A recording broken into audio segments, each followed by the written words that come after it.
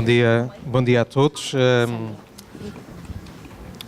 O Ricardo acho que deu um bom pontapé de saída para a abertura deste painel sobre influenciadores e bloggers, que tem a ver com os blogs que fazem as neiras ou que dão as neiras.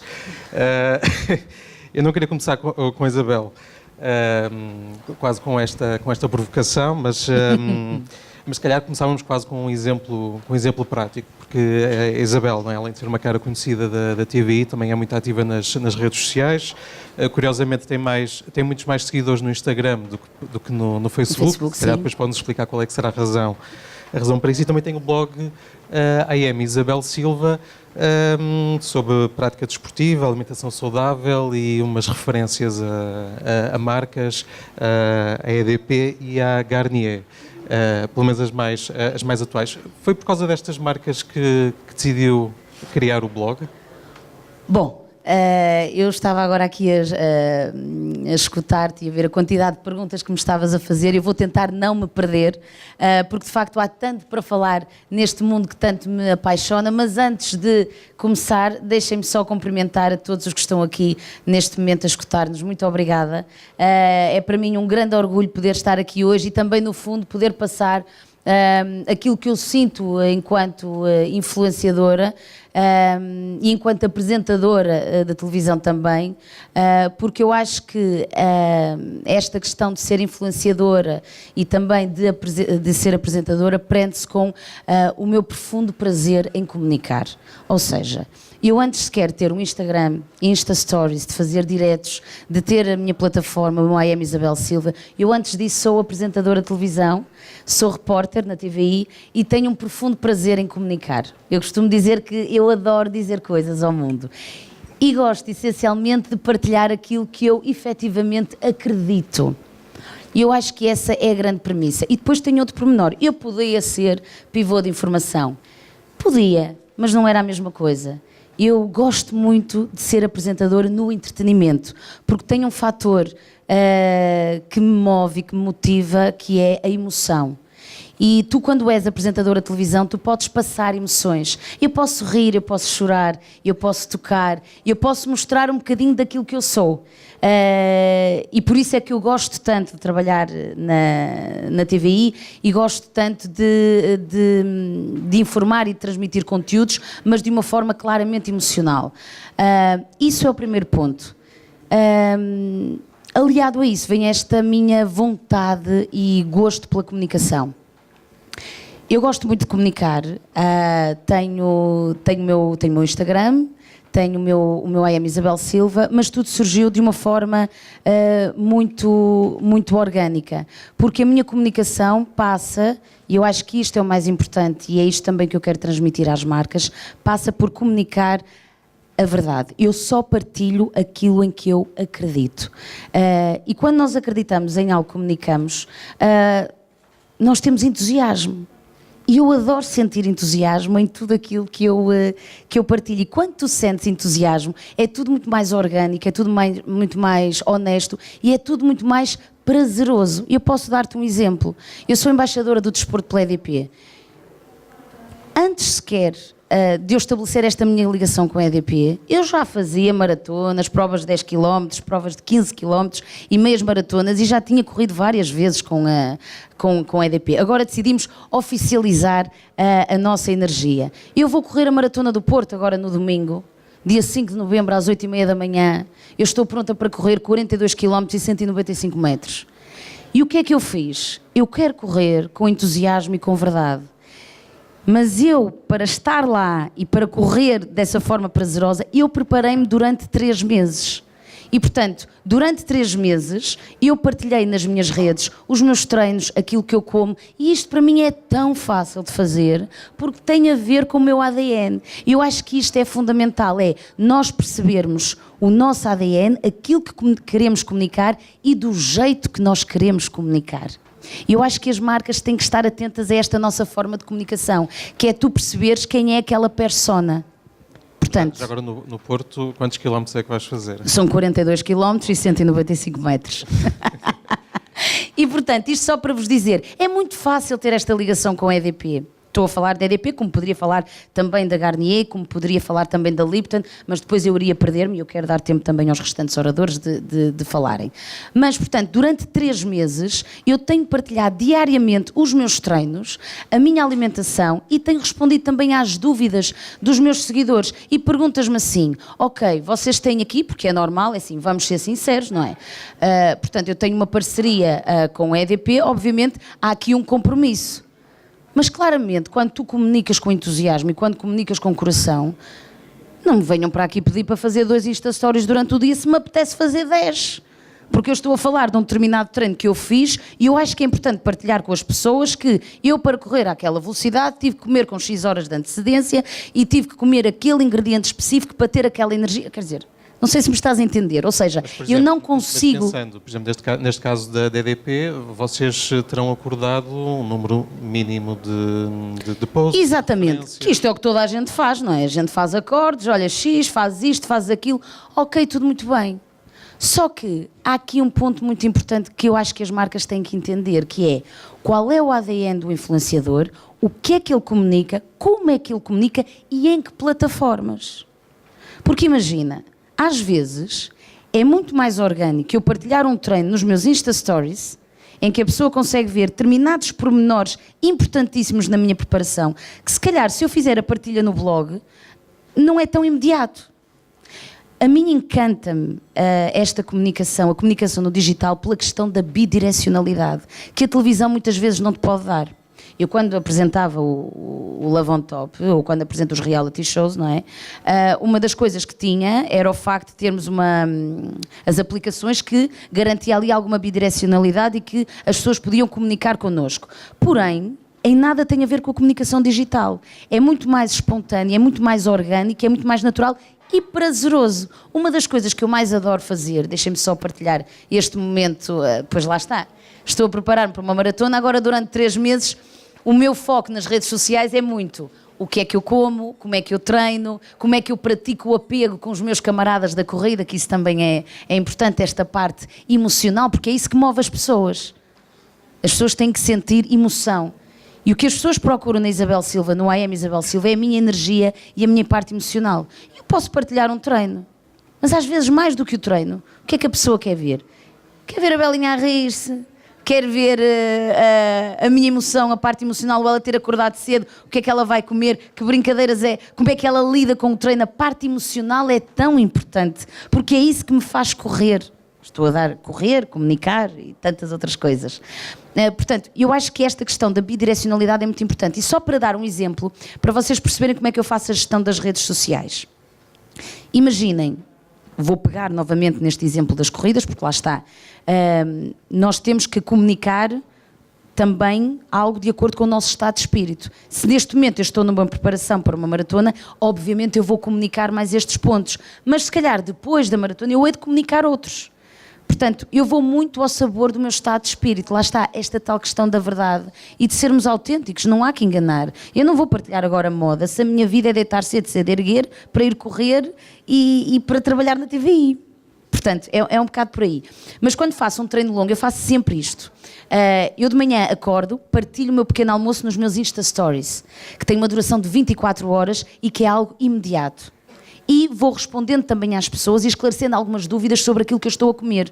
Porque às vezes as pessoas perguntam-me, olha, qual é a marca dessa spirulina, qual é a marca do teu óleo de coco? E eu tenho a dizer-vos que se aquela marca é boa e se eu tiver que a comunicar, independentemente de ter uma relação ou uma parceria com a marca, eu falo dela. Mas como é óbvio, se é para praticar o bem, por que não falar? Ainda agora no sábado, dei um workshop de vida saudável, as pessoas perguntaram-me qual é o óleo de coco que tu usas, qual é a aveia que tu preferes, porquê é que eu não hei de falar? Não tenho uma ligação, posso não ter uma ligação direta com a marca, mas eu acho que é isso que faz a verdade das coisas. E o que acontece muitas vezes é que, 1% ou 2% sim, não é? Não podemos agradar a todos, mas quando eu estou associada a marcas, quando eu comunico a EDP, quando eu comunico a Garnier, as pessoas, em vez de me dizerem está bem, vê-se logo que ela é patrocinada, elas não dizem isso. Dizem algo completamente diferente, que é isso que me enche de orgulho. Dizem-me o seguinte, se a Isabel está a usar aquela marca, é porque aquilo é bom. E isto porquê? porque eu acho que é importante as nossas plataformas não serem só uma exposição de marcas, mas sim ser uma exposição do nosso ADN, que podem ter marcas ou não, e quando elas existem, são as marcas que eu realmente acredito. Daí a importância, deixa-me só terminar isto para te dizer, que a mim encanta-me quando as marcas, e agora posso falar por exemplo da Garnier, quando quis fazer esta parceria comigo, eu fiquei super contente por entrar neste mercado de beleza também, porque apesar de eu ser a mulher com a energia que corre, eu também gosto de me sentir bonita e também gosto de ter um cabelo profundamente nutrido. E portanto, eles convidaram-me, eu também falei com a Inês Mendes da Silva e pedi, e eu queria fazer parte da equipa criativa e participar ali no brainstorming e mandar as minhas ideias. Claro que eu se calhar disse muita coisa que eles devem ter pensado, Belinha, nem pouco mais ou menos, mas eu disse, e chegar lá e perceber que, na apresentação que eles fizeram ali com o meu nome, com a minha imagem, notar que eles tiveram cuidado de ir ao meu blog, de ir ao meu Instagram, colocarem expressões que eu costumo usar no meu dia-a-dia, pensarem na comunicação para a Isabel Silva e não para mais uma. Eu fico tão agradecida que é isso que me move e me faz comunicar a toda a hora e de uma forma orgânica. Deixa-me só terminar mais este pormenor. Eu adorava ficar aqui a falar. A Inês já me tinha avisado. Só mais uma questão, porque eu entretanto vou-me perdendo, porque eu adoro esta comunicação digital. Só para vos explicar como é que eu faço a gestão. Eu estava a falar do meu treino longo, estou a dar um exemplo. Eu vou correr 30 km, eu sou capaz de acordar e partilho o meu pequeno almoço sempre com o meu caju. Que eu não vivo sem ele. E, portanto, eu vou partilhando estes pequenos pormenores e as pessoas percebem, epá, ela é uma pessoa normal como as outras, estamos a ver a cozinha dela, olha ali está tudo desarrumado, epá, mas é a vida dela, ela é assim. Quem não é assim em casa, não é? Meto a minha musiquinha e estou ali a cozinhar e a preparar a minha panqueca de banana, que a receita está no meu blog, lá está.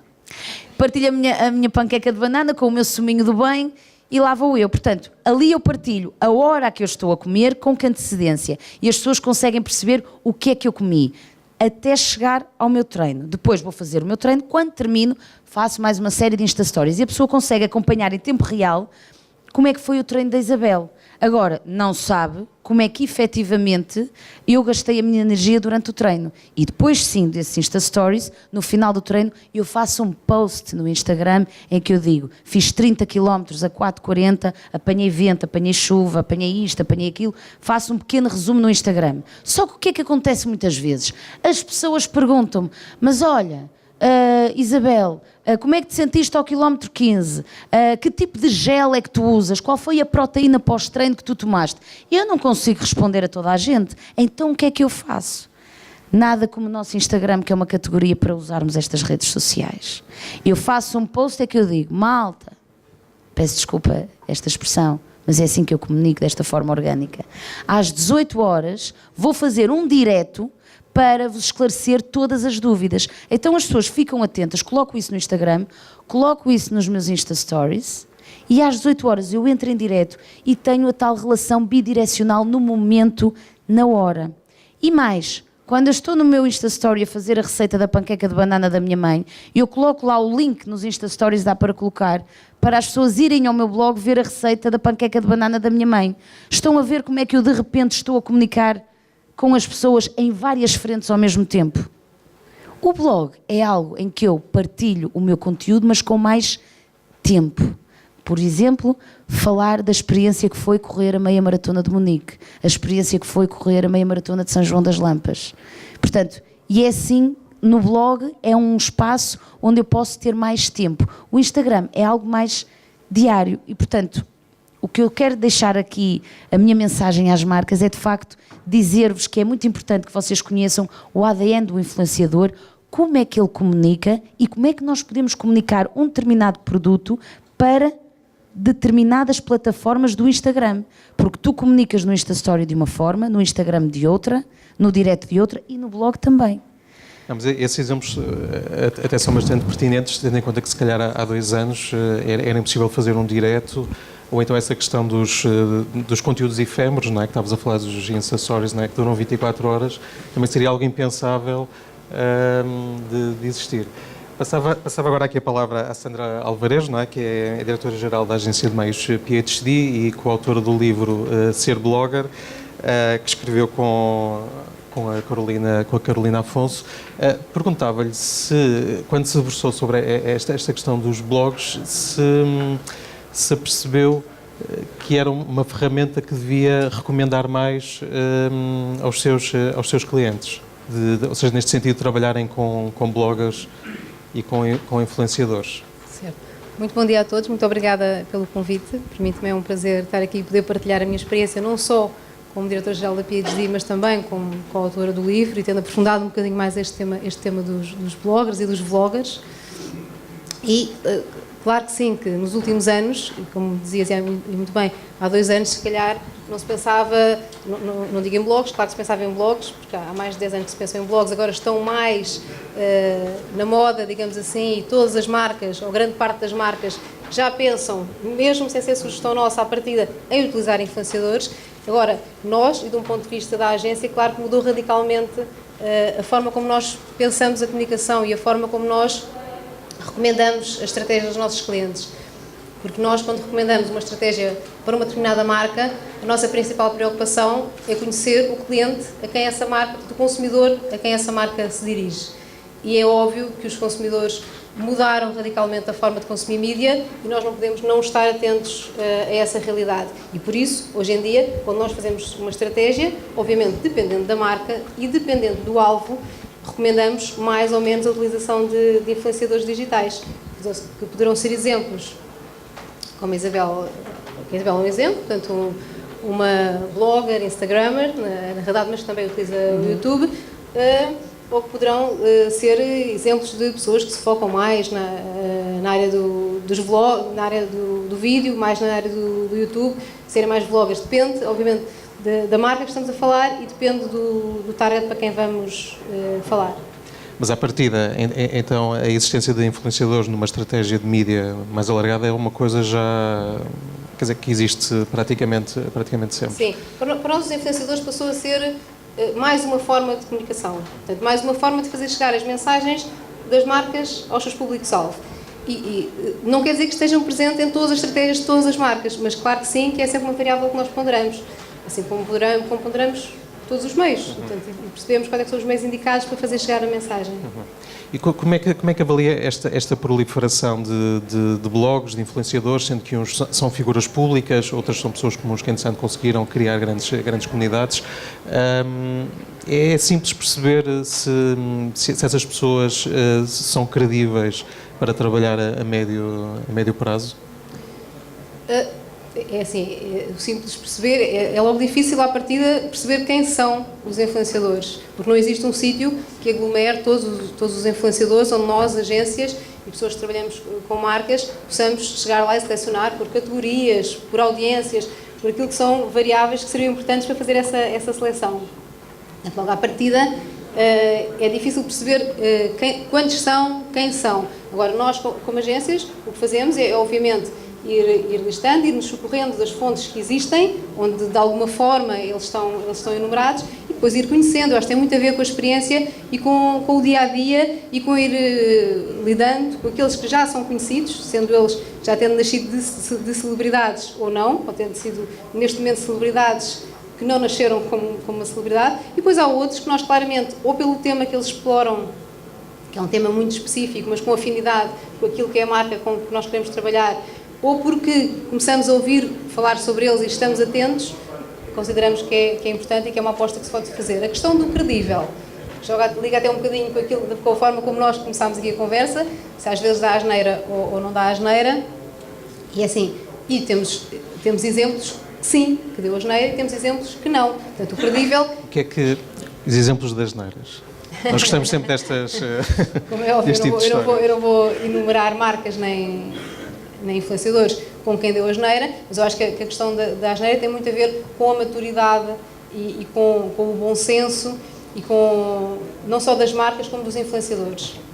Há aqui um pouco um soltar ou não de corda entre o deixar para o lado do influenciador a parte da criatividade e daquilo que vai dizer, o que é importante, porque se não se deixar ser um influenciador exprimir-se daquilo que é a sua forma natural de expressão, perde-se um bocadinho aquilo que é a vantagem de estar a utilizar um influenciador para falar da marca, e por outro lado existe esse risco, que é real, e existe esse medo das marcas de darem demasiada liberdade criativa e depois, imaginem, um youtuber, um blogger, dizer alguma coisa sobre a marca que ponha em questão a marca, ponha em questão as pessoas a quem a marca se dirige. E nesses casos, existe aqui esta dificuldade entre saber muito bem para onde ir. Ou seja, em alguns casos será importante haver um controle dos conteúdos. É importante um bom briefing e é importante perceber-se e passar-se um bom briefing à pessoa que vai falar sobre a nossa marca. Mas também tem que dar alguma liberdade de expressão. Portanto, corre-se sempre esse risco. Tem que haver um compromisso. Mas, Isabel, uma pergunta para uma resposta de 10 segundos. Sim, é difícil, porque enquanto estavas a falar, eu queria falar de tanta coisa, não é? Podíamos estar aqui horas. Eu consigo imaginar que sim. Mas eu vou ser breve. Diz. Por exemplo, no teu caso, costumas, em alguns casos, mostrar às marcas o que vais publicar?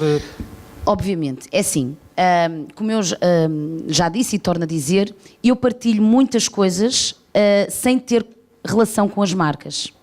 Quando eu sinto que o produto é bom, eu gosto de o partilhar e lá está. Tudo o que é bom e o que faz bem tem que ser partilhado.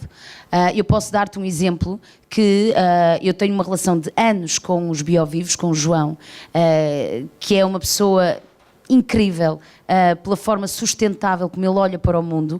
Tenho uma relação maravilhosa também e quase familiar com a Quinta do Arneiro e, portanto, a minha partilha com estas duas marcas é uma partilha muito orgânica e muito natural e não há aqui uma parceria que está estabelecida num papel. Não tem que haver, porque eles já me fazem tão bem e já me dão tanta felicidade com tudo aquilo que eles me dão para eu comer, Isabel, que para mim isso é fácil. Agora, quando... No caso da Garnier, não é? Agora falando de grandes... Cabelo de grandes... de uma ação com eles, não é? Portanto, foi um projeto... Exatamente. Quando me surgiu, por exemplo, esse convite da Garnier para mudar esta cor de cabelo, eu confesso que ao início eu fiquei um bocadinho assustada. Entusiasmou-me, lá está o tal entusiasmo, fiquei entusiasmada pelo facto de ser a Garnier, porque eu já usava Garnier nos meus dias, mas não deixei de ficar um bocadinho assustada porque eu ia mudar de cor de cabelo, e isso é um risco, e eu normalmente gosto de cometer riscos seguros, e essa segurança a Garnier deu-me, e depois deu-me uma coisa que me causou ainda mais entusiasmo. Olhou para a Isabel Silva, percebeu que a Isabel Silva promove a bidirecionalidade e que gosta de comunicar com as pessoas, porque esse é também o meu ADN na TVI, esta questão da popularidade e esta questão de contacto com as pessoas, e fez algo simples, orgânico e que funcionou muito bem. Fizemos uma comunicação bidirecional. A Isabel vai mudar de cor de cabelo, estas são as cores, mas são os seguidores da Isabel que vão escolher a cor da Isabel. Confesso que fiquei um pouco assustada e perguntei logo quais são as cores. E ela, lá está, era o castanho claro cobreado, que é esta cor, tinha o louro escuro e tinha o castanho claro dourado. Claro que a cor que eu queria era o louro escuro, mas eu disse logo, não, são os meus seguidores que vão escolher, a cor que eles escolherem é a cor que eu vou adotar. E assim foi. Escolheram castanho claro cobreado. E depois fiz outra coisa. Eu fiz a mudança de cor em direto no Facebook e no Instagram da Garnier e no meu Instagram. Isto é incrível. Eu adorei esta experiência. E eu pensei, isso corre mal, porque eu nunca pintei, nunca mudei a cor de cabelo em casa. Eu vou sempre ao Air Fusion, ao meu cabeleireiro. Portanto, isto para mim foi altamente desafiante, porque eu pensei, pode correr mal? Isto até pode ser mau para a Garnier, mas não é, sabes porquê? Porque lá está, tem um fator verdade e correu muito bem e para além disso, fizemos outra coisa, isto funciona, uma dinâmica que funciona muito bem comigo, são as questões do passatempo, que é poder partilhar com os meus seguidores aquilo a que eu acredito. Lá está, a tal linguagem bidirecional, eu acho que foi isso que funcionou.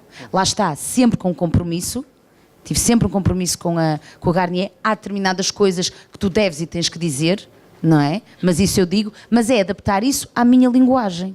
Muito bem.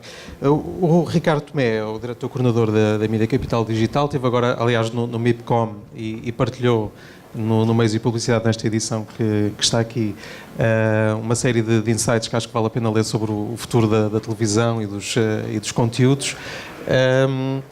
Mas agora, Ricardo, agora em relação a esta área, a Mídia Capital tem o concurso dos blogs do ano e já vamos lá para perceber porque é que fazem isto.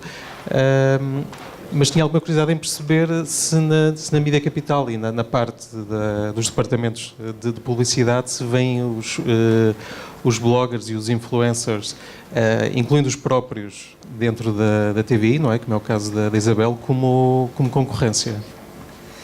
Ora, bom dia e obrigado mais uma vez também pelo convite e pela abertura em partilhar o que foi o MIP deste ano e estes minutos, e obrigado a todos também, porque são minutos preciosos das nossas vidas de trabalho que tiramos para estas manhãs, por isso, obrigado por esta partilha.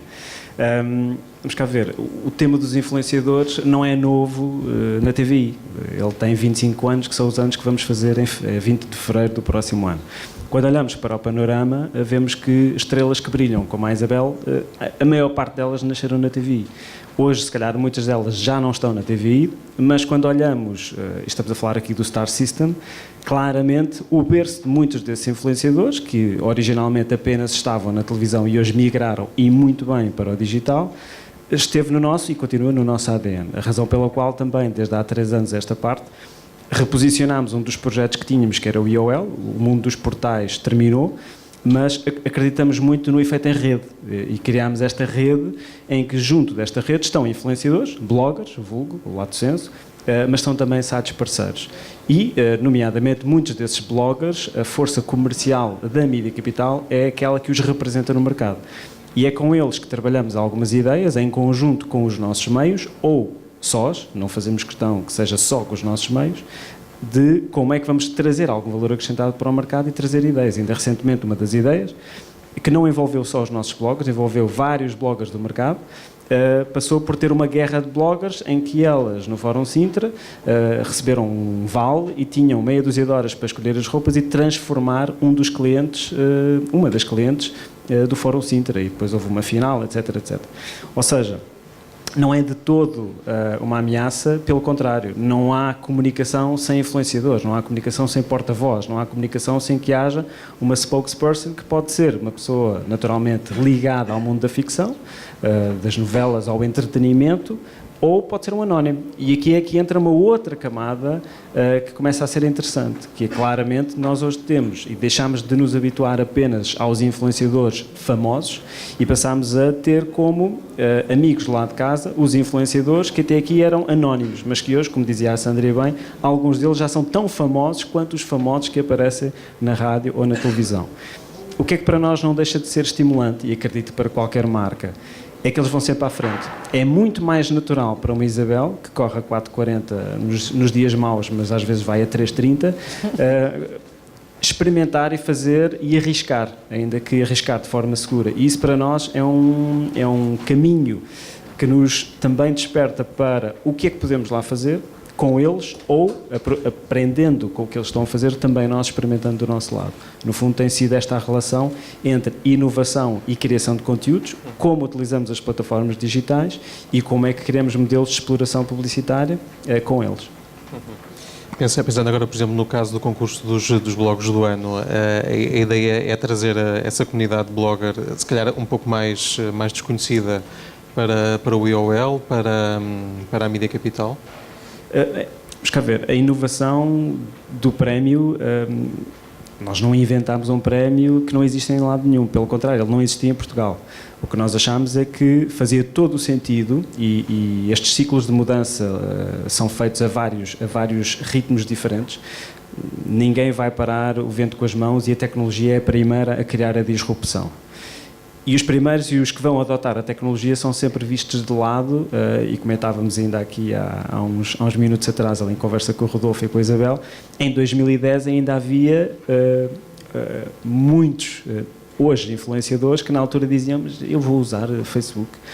Em 2010. Portanto, em 2009 muito mais, em 2007 então, nem pensar. Portanto, a tecnologia é o primeiro rompimento que acontece.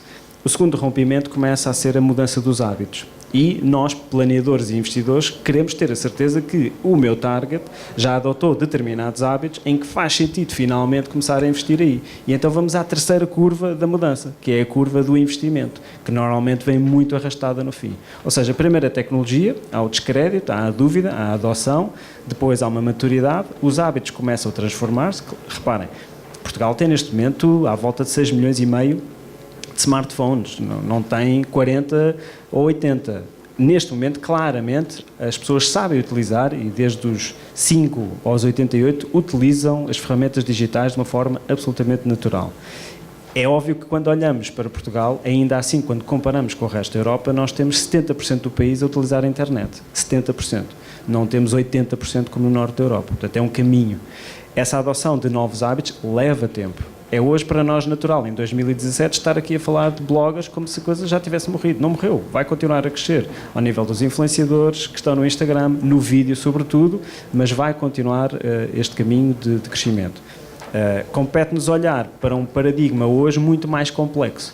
Nós antigamente dizíamos, a mensagem é esta, a criatividade é esta, Isabel publica. E hoje a Isabel diz assim, bem, só no Instagram publica como? Eu tenho várias formas de publicar só num canal.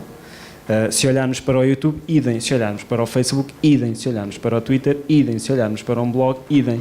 E esta velocidade que a tecnologia traz, a cada 15 dias o Instagram traz mais uma ideia, e idem aspas no Facebook e no YouTube, obriga a que, junto com os influenciadores, muitas das vezes o que mais também se ganha, não é só a influência que eles têm, é também o que aprendemos desta inovação com que eles tiram destas plataformas e que à frente nós até utilizamos e aprendemos com eles para utilizar com as nossas. E quais é que achas que são as grandes tendências? Ou seja, quando se pensa em influenciadores, dentro de 2 anos ou dentro de 1 ano estaremos a falar de quê?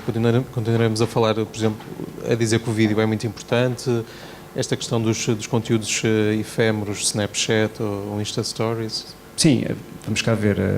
Lá está.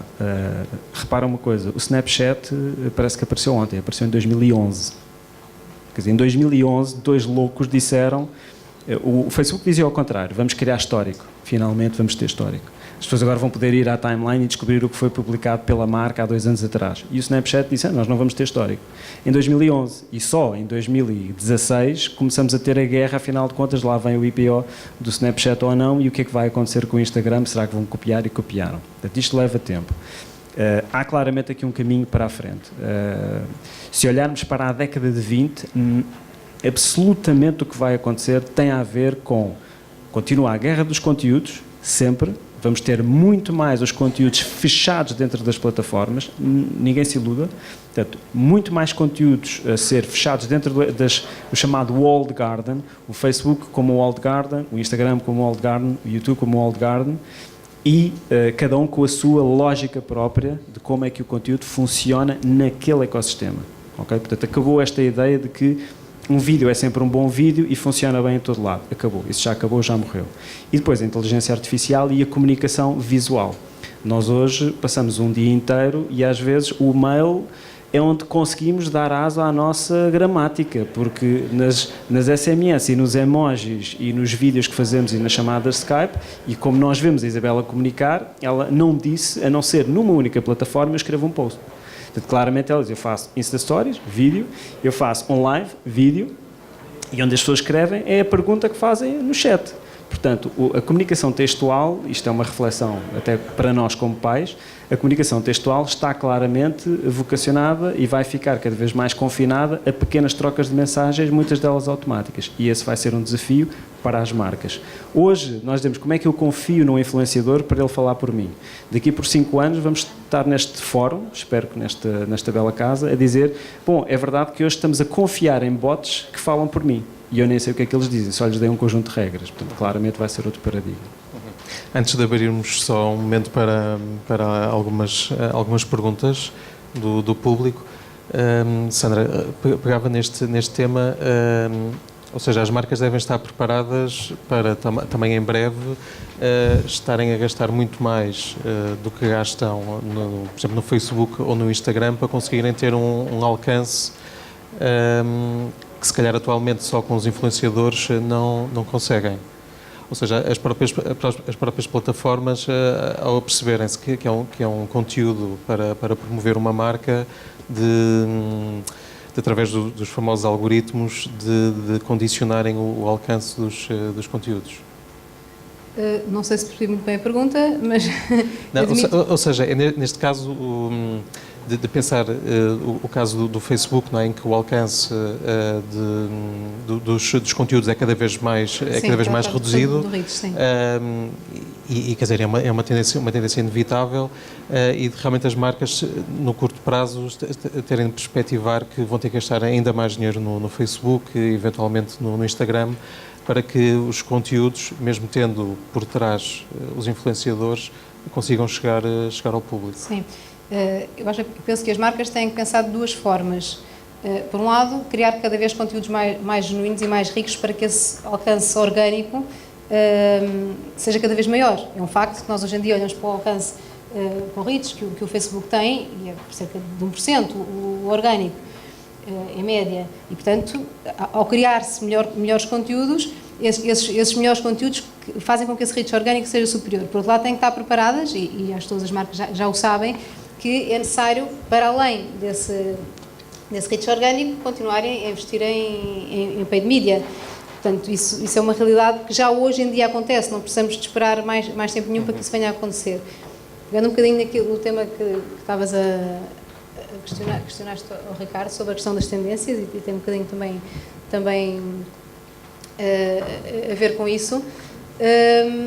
Eu acredito que, e pegando as tendências ao nível dos influenciadores, eu penso que nós hoje em dia não conseguimos, e questiona-se muitas vezes, mas os blogs estão mortos, hoje em dia as pessoas contactam muito mais através das redes sociais, nós não sabemos muito bem o que é que vai acontecer e como é que vai ser a evolução. Agora, claramente, a evolução dá-se tendo em conta todas as redes sociais que giram, havendo, por exemplo, um centro que pode, por exemplo, ser o blog. Portanto, todas as redes sociais são, obviamente, importantíssimas para criar toda essa comunidade. E no futuro, nós acreditamos que existam outras plataformas que vão aparecer, porque hoje em dia nós estamos a falar, e quando pensamos em futuro, estamos a pensar naquelas que nós conhecemos, mas estão sempre e sistematicamente a aparecer plataformas novas. Portanto, os blogs vão evoluir, o que vai continuar a ter mais peso será eventualmente o vídeo esse que, por isso, os blogs vão evoluir para vlogs, acredito eu, e é onde surgir outras plataformas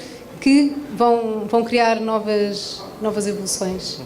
Deixa-me só dizer uma coisa que acho que é pertinente. Estavas a falar, e muito bem, a questão do futuro também do blog, que não é tão instantâneo como as redes do Instagram e o Facebook. Eu senti uma necessidade muito grande de, o ano passado, criar um blog, porque eu precisava, portanto, eu ando sempre numa agitação cheia de energia no meu dia-a-dia, que às vezes nem temos tempo para pensar muito, portanto, eu vou partilhando esse lado instantâneo e espontâneo no Facebook, no Instagram, através dos meus Insta Stories, das várias formas de comunicação, mas eu senti necessidade de ter também um blog, porque eu no blog tenho o tempo que eu quiser e partilho as coisas com tempo e tenho todo o espaço do mundo. Portanto, posso dar-te um exemplo.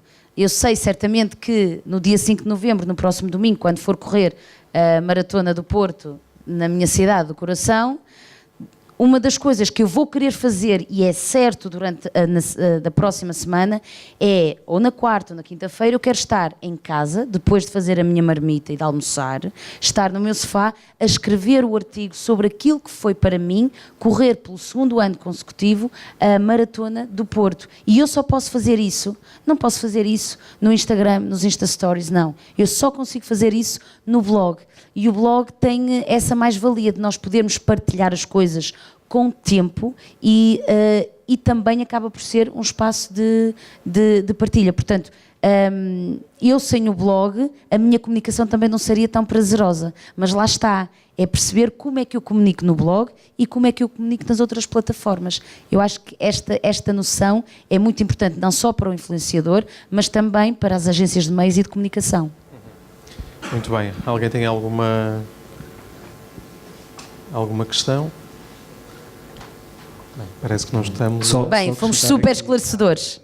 Está ali uma. E é só acrescentar aqui uma dica a quem vai correr a meia maratona ou maratona no Porto. É maratona. Que é mais como eu e menos como a Isabel, pode sempre comer uma francesinha no fase. Olha, vai ser o meu pós-treino certamente disso. Antes não, que é para estar em condições para correr, mas depois certamente. Tu vais? Não, vais fazer os 15. Tá bem. Esta vez não vou. É porque há a maratona, depois há os 15 km e há uma de 6 km. Só estava ali. Se calhar, se falar alto, conseguimos. Aqui acho que um contrassenso no meio disto tudo é pertinente, tudo é motivante, tudo evolui muito rapidamente e nós estamos todos muito agradecidos por isso. Mas antes as marcas centravam exatamente as suas comunicações essencialmente na qualidade da mensagem que passavam para criar a imagem que pretendiam projetar e no meio disto tudo há coisas muito dispares que se chocam e que se perdem pelo caminho. Eu gostava de saber, em termos de qualidade, o que é que está a ser feito, porque eu vejo muita falta de qualidade, ou sinto que há muita falta de qualidade na comunicação que as empresas estão a fazer. E de alguma forma volúvel. E esse nível dos influenciadores. Pouco concisa, digamos assim. Gostava de ver Sandra, isso comentado. acho que será uma pergunta para si. Mas está-se a referir ao nível dos influenciadores ou do modo geral na comunicação que é feita? Pelos influenciadores, pelos blogs, exatamente pelo que eles fazem, pelos que eles dizem.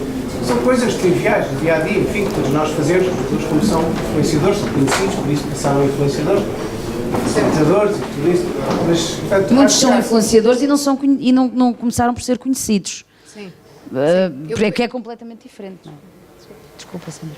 Eu penso que a qualidade da comunicação que nós temos visto, o facto de ter reduzido, tem a ver com uma coisa que ainda há pouco foi referido no painel anterior, tem a ver com o decréscimo dos orçamentos. E com o decréscimo dos orçamentos houve necessidade de muitas marcas repensarem a comunicação e se calhar não investirem tanto dinheiro naquilo que são as produções, o que não quer dizer que as ideias não sejam boas.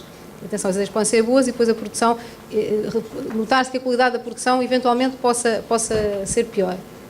O facto da mensagem ser cada vez mais dispersa por uma série de áreas diferentes, e aqui onde incluímos, por exemplo, a área dos influenciadores, é um trabalho que as marcas têm que fazer de conseguir que haja uma uniformidade nessa mensagem, e quem diz uniformidade diz qualidade. Eu não sei se às vezes nós não confundimos qualidade com o facto da mensagem ser genuína e ser, por exemplo, quando estamos a falar na voz de um influenciador, o influenciador falar à sua maneira. Por exemplo, a Isabela fala com o seu sotaque próprio, da sua forma enérgica. Eu não sei se isso, mas eu não sei se às vezes, quando passamos a mensagem para a boca de outras pessoas, se a questão da qualidade não possa ser vista como, quando é feito um anúncio publicitário, obviamente que ele é todo cheio de requintes e tenta sempre que haja muita qualidade associada. Quando passamos a mensagem para a boca de outras pessoas, a falar sobre a nossa marca, não tenho dúvidas que às vezes isso não se confunde entre a genuinidade do influenciador que está a passar a mensagem. Se eu considero também que a qualidade baixou nos últimos anos, sim. Agora, atribuo isso a essa falta de orçamento das marcas. Muito bem, Sandra, obrigado. O Salvador, penso que queria fazer uma pergunta, só muito rapidamente para... Lançar uma provocação, porque nós estamos aqui a falar de influenciadores, normalmente influenciadores de A-list, que são as celebridades, que são também aqueles anónimos que já são celebridades com o Dark Frame, que já têm 4 milhões de pessoas a seguir, mas temos outros tipos de influenciadores que são não pagos, e a questão que eu queria colocar é perceber se uma marca endereçar o desafio e disser que não pode pagar, se a Isabel vai ou não vai experimentar o produto e vai ou não vai dar a sua opinião. Claro, eu faço isso todos os dias da minha vida, que era essa questão que eu estava a dizer. Com desafios lançados pelas marcas. Normalmente o que eu faço, e acabando um dos pontos que eu falei há pouco, das coisas que me dá mais prazer é quando os meus seguidores, que me deixam várias mensagens através do Instagram, nunca nenhum me disse, vê-se logo que tu és patrocinada. E quando me dizem, eu tenho sempre uma resposta, que é sempre a partilha da verdade e daquilo que eu acredito. E normalmente, quando as pessoas me dizem, se a Isabel consome aquilo, se a Isabel vai correr ali, se a Isabel come aquilo, em vez de me dizerem é porque ela é patrocinada, não, grande parte daquilo que me dizem, felizmente, se ela partilha aquilo é porque aquilo é bom e porque aquilo é do bem. Eu posso dizer-te, e estou a dizer-te toda a verdade, eu tenho parcerias com marcas que eu estimo e que adoro e que têm a ver comigo, e posso falar-te da EDP porque é a minha mais recente ligação, e da Garnier, e é verdade, eu adoro a EDP porque a EDP move-se através da energia, e eu sou energia, mas eu não quero ser top model, eu não tenho nada a ver com isso. Nem tenho nada a ver com aquele glamour. Portanto, eu defino a minha persona, o meu ADN. Eu sou a Isabel Silva, a repórter e apresentadora da televisão, cheia de energia, cheia de alegria, com sentido de humor, é isso que me caracteriza e o que me move é a energia. Portanto, para mim faz-me sentido estar com a EDP e faz-me sentido dizer de peito orgulhoso eu sou a embaixadora do desporto da EDP. E, portanto, as pessoas aqui não me vão dizer vê se logo que é patrocinada. Não, porquê? Porque eu dou provas de que efetivamente eu corro com energia. Pronto, isto é um caso. Depois tenho tantas outras marcas que já me aconteceu, eu vou muitas vezes ao supermercado, por exemplo. Ou muitas vezes ao... Estou a falar de desafios que as marcas lhe fazem e não desafios que marcas que Isabel usa. Não, eu estou a dizer que muitas das vezes vou ao só mais um exemplo, eu percebi, muitas vezes vou ao supermercado, se eu vir uma marca que eu gosto e que acho que é uma boa partilha, eu partilho e a marca não sabe, nem sequer está à espera daquela partilha, nunca me contactou e faço isso imensas vezes. Vou dar um exemplo, não sei se podia dizer, mas olha, eu vou dizer. E ainda há tempos, eu pus um vídeo, coloquei um vídeo no meu Instagram, em que eu estava literalmente parada no trânsito, estava a fazer uma das minhas rubricas, que é o What I Eat in a Day, o que eu como num dia. Basicamente as pessoas podem acompanhar, através da minha GoPro, tudo aquilo que eu vou comendo ao longo do dia. Então estava eu parada no trânsito e deu-me vontade de ratar. Comer, estava com fome. E peguei num queijinho Babybel e comecei a comer esse queijinho e estava a falar, já não me lembro do assunto. O assunto é que era pertinente e não aquilo que eu estava a comer. De facto, eu partilhei, via-se o produto, via-se aquilo que eu estava a comer, mas eu não falei dele. Daí uns dias, a Inês Mendes da Silva liga-me a dizer: Isabel, chegou-te aqui à agência uma quantidade enorme de queijos Babybel, porque a marca ficou muito agradecida pelo facto de teres promovido aquele queijo. Eu não promovi o queijo, eu simplesmente quis partilhar um momento e por acaso estava ali um queijinho que por acaso dá muito prazer comer, mas a marca não me pagou para fazer aquilo. E isto para responder à tua pergunta, ou seja, eu efetivamente partilho aquilo que eu acredito, sendo ou não pago. Se uma marca me lançar um desafio, como acontece várias vezes, às vezes chegam-me propostas, através da Inês, chegam-me propostas de várias empresas. E há uma coisa que eu digo sempre: Inês, eu não posso orçamentar nada sem, em primeiro lugar, em relação à comida, por exemplo, ver o valor nutricional, porque isso é uma das minhas manias. Eu sempre que vou ao supermercado, eu olho sempre para o rótulo. E para mim os 3 ingredientes são fundamentais. E são eles que definem a minha compra ou não. E, portanto, antes de eu orçamentar com a Inês ou de vermos uma ligação com a marca, eu tenho que ver as propriedades nutricionais do alimento e tenho que fazer outra coisa muito importante. Porque às vezes as marcas andam cheias de pressa. Temos que fechar orçamentos, temos que avançar, temos que isto, temos que... Calma, eu tenho que experimentar o produto. E que isso é muito importante, e tenho que perceber se aquilo me cai bem na barriga, se me cai bem no meu organismo, se eu vou correr bem com aquilo e como é que eu posso usar aquilo no meu dia-a-dia. Portanto, eu primeiro preciso de uma semana para ir experimentando e ver o que é que aquilo me provoca no meu organismo. E depois sim, eu gostava, caso avancemos, gostava de falar com a marca sobre a forma como eu podia integrar aquele produto e dizer-lhe o que eu achei sobre isso. Não sei se respondi. Eu faço sempre isto, e isto é verdade, a Inês está aqui que não me deixa mentir. Eu gosto sempre de ver. E depois há outra coisa que é, eu tenho uma agente incrível que eu adoro, que é a Inês Mendes da Silva, mas para mim é fundamental, quer seja uma marca pequena ou grande, e eu gosto de ter uma relação emocional com as marcas. Eu gosto de conhecer o diretor de comunicação, eu gosto de conhecer a pessoa que me ajuda na gestão das redes e que me envia as palavras-chave para isto ou para aquilo. Ou seja, eu gosto de estar com a equipa e responder às necessidades também da equipa. Portanto, a relação emocional para mim é muito importante e por isso é que eu gosto tanto de relações com marcas a longo prazo. Porque no fundo somos todos uma família também. Ricardo, terminávamos contigo e retomando um tema que vinha do outro painel e que aqui também foi um pouco falado, que tem a ver com esta questão de se faz falta transparência para com o consumidor e para identificar que determinados conteúdos de blogs, de Instagram, de Facebook, que são patrocinados por marcas. Ou seja, haver algum tipo de referência que seja comum a todo o mercado nesse sentido. Tentando não vos impedir de ir aos bolinhos e ao café, a resposta óbvia é sim, quanto mais transparente melhor, quanto mais verdadeiro melhor. Atenção que estamos a falar aqui de várias gerações. Sem sombra de dúvida nós temos uma geração mais nova, e concordo com o que aqui foi dito no primeiro painel, que a dada altura já nem quer saber se aquilo é pago ou se não quer. Acredita no interlocutor e vai experimentar. Há uma outra geração com mais tempo de vida que claramente exige transparência, e quando há alguma coisa, eu lembro-me quando os primeiros posts pagos na blogosfera apareceram, pessoas que ficavam chocadas porque eu não fazia ideia que ela fazia isto porque alguém lhe tinha pago. E hoje olham com muito mais confiança para o blogger quando ele diz: atenção, eu sou embaixadora desta marca e isto é algo que eu faço na relação com esta marca.